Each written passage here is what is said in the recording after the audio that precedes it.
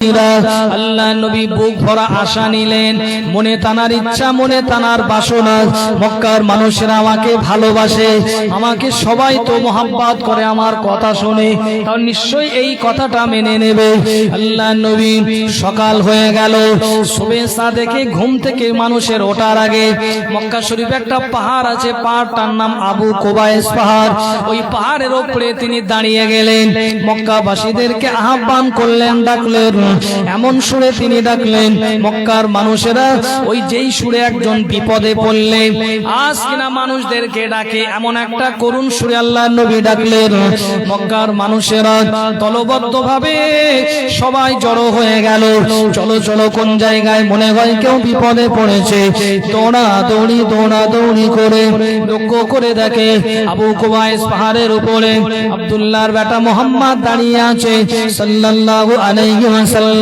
সবাই এসে পাহাড়ের পাদদেশে জড়ো হয়ে গেছে।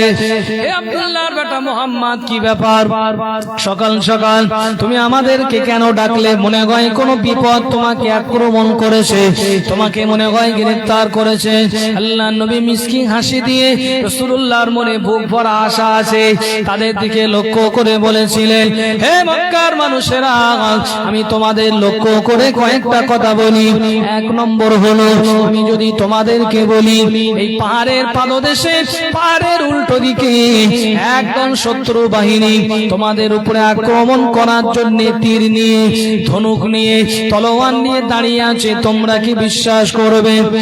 এক কথায় তারা বলে দিল, আপনি জীবনে মিথ্যা কথা বলেছেন, তার প্রমাণ আমরা পাইনি, আপনি হলেন সাদিক সত্যবাদী।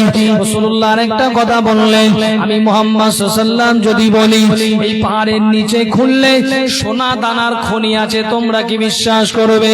তারা ওই একই জবাব দিয়ে বললেও, একই জবাব দিল, আপনি জীবনে মিথ্যা বলেছেন, আমরা বিশ্বাস করি না, আমরা কোনোদিন শুনিনি আব্দুল্লাহর বেটা মুহাম্মদ মিথ্যা কথা বলে। আল্লাহর নবী যখন এই দুটো কথা শুনলেন, মনের ইচ্ছাটা, মনের আশাটা আরো বেড়ে গেল, তাহলে নিশ্চয়ই আমার কথা তারা মানবে। দ্বিতীয় নম্বরে আল্লাহ নবী তো জাগানের বাদশা, তাদের দিকে লক্ষ্য করে বলেছিলেন, হে মক্কাবাসীরা, আমি আব্দুল্লাহর বেটা মুহাম্মদ তোমাদেরকে ডেকেছি। পাহাড়ের পাদদেশে ওদিকে কোনো শত্রু বাহিনী নেই, পাহাড়ের নিচে সোনা আছে, এটা বলার জন্য ডাকিনি। তাহলে ডাকলে কেন? ডাকার কারণ হলো, আনা খাতামান নবীন, আমি হলাম আখিরি জামানার পয়গম্বর। আল্লাহ পাক আমাকে নবুয়ত দিয়েছেন, রিসালাত দিয়েছেন, আমি হলাম শেষ নবী, আমার শরীরে মোহরে নবুয়ত আছে, তোমরা আমাকে নবী বলে মেনে নাও, নবী বলে স্বীকৃতি দিয়ে দাও। আল্লাহ পাকের আযাবে জাহান্নামের আগুন দাও দাও করে জ্বলছে, ওই জাহান্নামের আগুন থেকে তোমরা বেঁচে যাবে, আল্লাহ পাকের দয়ার জান্নাতের বাসিন্দা তোমরা বেনে যাবে। এই কথা আল্লাহ নবী যখনই বললেন, সঙ্গে সঙ্গে মক্কার মানুষেরা সর্বপ্রথমে চিৎকার দিয়ে বলল, হে মুহাম্মদ, সকাল সকাল তোমার আর কাজ নেই, আমরা জানতাম তুমি সত্যবাদী, মিথ্যা কথা কবে থেকে বলতে শুরু করলে? জোরে বলুন নাউজুবিল্লাহ। এই মুহাম্মদ সাল্লাল্লাহু আলাইহি ওয়াসাল্লাম এতদিন সত্য কথা বলতে, আবার গোপনে গোপনে কবে থেকে মিথ্যা কথা বলা শুরু করলে? একেবারে বললে তো বললে নিজেকে নবী দাবি করছো, আমি শেষ নবী, আমার পরে কোনো নবী হবে না, আমাকে মেনে নাও, জান্নাতে যাবে, জাহান্নামের আগুন থেকে বেঁচে যাবে। মিথ্যা কথার একটা সীমা আছে, প্রথম দিনে এত বড় মিথ্যা কথা কেউ বলে?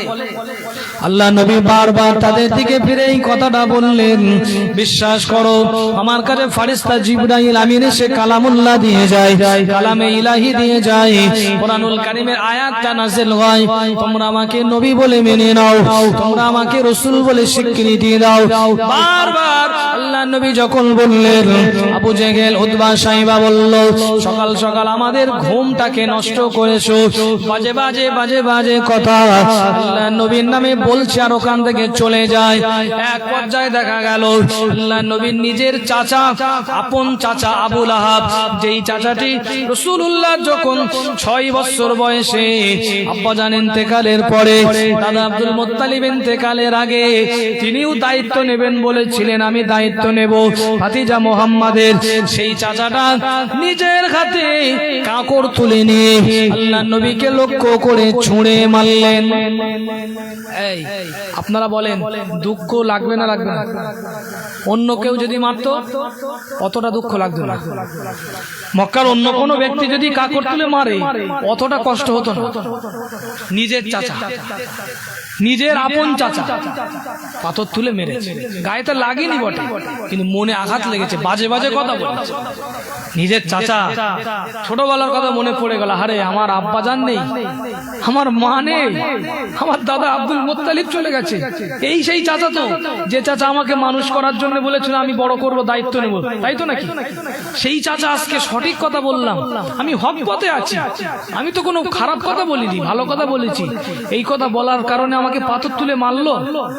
রাসূলুল্লাহ চোখ দিয়ে টপ টপ করে পানি পড়ছে, দাঁড়িয়ে দাঁড়িয়ে কাঁদতেছেন। কাফের মুশরিকরা সব চলে গেল, গালিগালাজ করছে রাসূলুল্লাহর নামে। চাচা জান আবু লাহাব ওখান থেকে পাথর মেরে বাজে বাজে মুখে যেটা আসছে সেটা বলছে, বলতে বলতে বাড়িতে চলে গেল।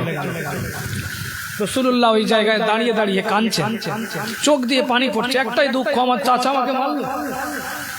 চোখ দিয়ে পানি পড়ে। বাবাজি, আল্লাহ পাক সব সহ্য করেন, হুজুরের চোখের পানি আল্লাহ সহ্য করবে?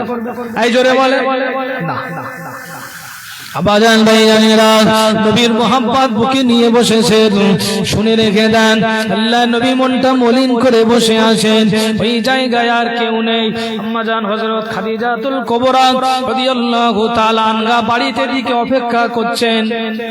ও ভাইজানেরা, আল্লাহ নবী ওই জায়গায় দাঁড়িয়ে আছেন, অনেক সময় কেটে গেল, বাড়িতে আসছেন না, মনটা ভেঙে গেছে, মনটা মলিন করে ওই জায়গায় বসে আছেন। আল্লাহ পাক রব্বুল আলামিন ফেরেশতা জিবরিল আমিনকে ডাকলেন।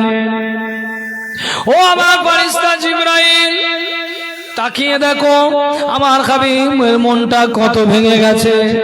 হাবিবের চোখ দিয়ে পানি পড়ে, আমি রব্বুল আলামিন সব সহ্য করতে পারি, আমার হাবিবের কষ্ট সহ্য হয় না। চলে যাও, চলে যাও। ফেরেশতা জিবরিল আমিনকে পাঠিয়ে দিলেন। সূরা লাহাবটা নাযিল হয়ে গেল। বিসমিল্লাহির রহমানির রহিম। তাব্বাত ইয়াদা আবি লাহাবিন ওয়া তাব, মা আগনা আনহু মালুহু ওয়া মা কাসাব, সায়াসলা নারান যাতা লাহাবিন ওয়া ইমরাতুহু হাম্মালাতাল হাতাব, ফি জিদিহা হাবলুম মিন মাসাদ। পাঁচটা আয়াত বিশিষ্ট এই সূরাটা নাযিল হয়ে গেল। প্রথমে আয়াতে এসেছে তাব্বাত ইয়াদা আবি লাহাবিন ওয়া তাব, যেই হাত দিয়ে আপনার চাচা জান আবু লাহাব আপনাকে কাকড় ছুঁড়ে মারলো, ওই হাতটা ধ্বংস হয়ে যাক। জোরে বলুন সুবহানাল্লাহ।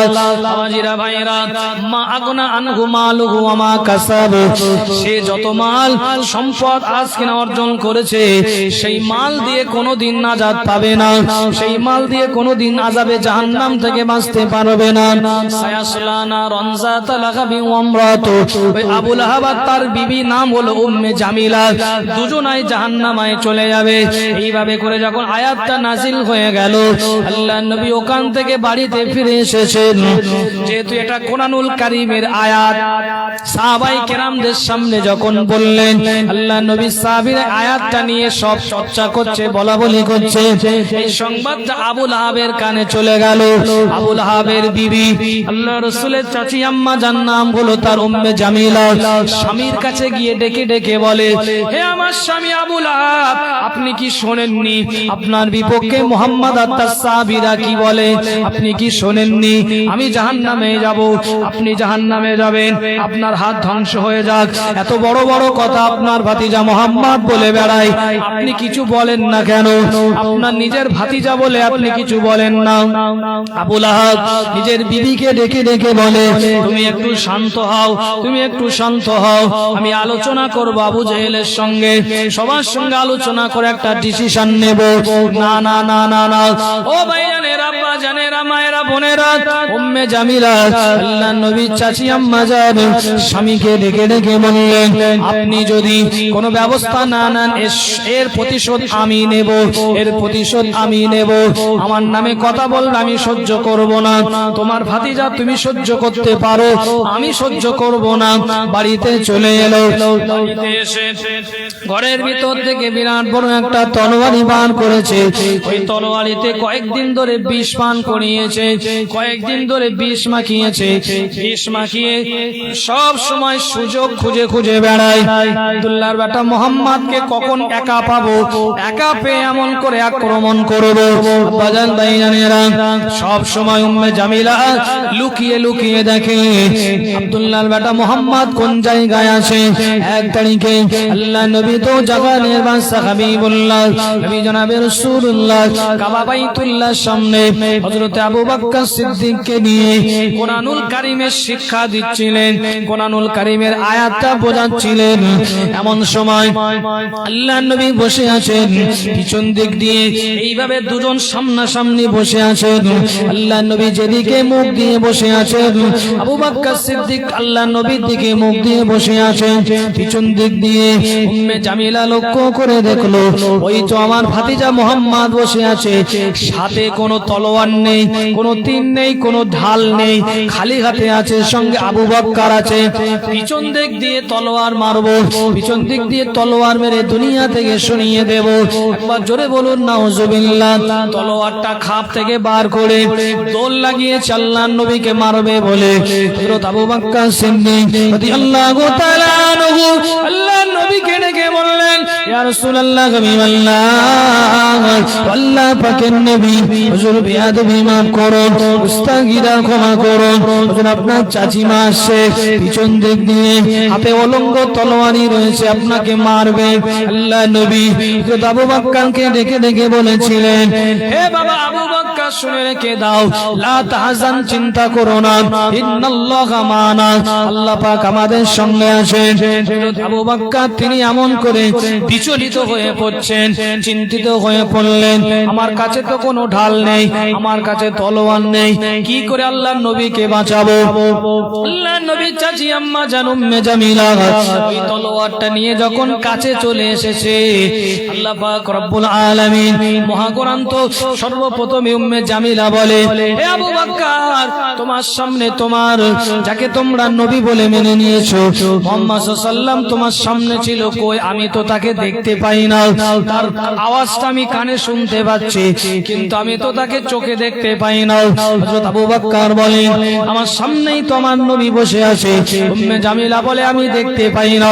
আল্লাহ পাক রব্বুল আলামিন কোরআনুল কারীমের 15 নম্বর পারার 5 নম্বর পৃষ্ঠায় সূরা বনী ইসরাঈলের ভিতরে বললেন, বিসমিল্লাহির রহমানির রহিম, ওয়া ইযা করাতাল কুরআনা জাআলনা বাইনাকা ওয়া বাইনাল লাযিনা লা ইউমিনুনা বিল আখিরাতি হিজাবাম মাসতুরা।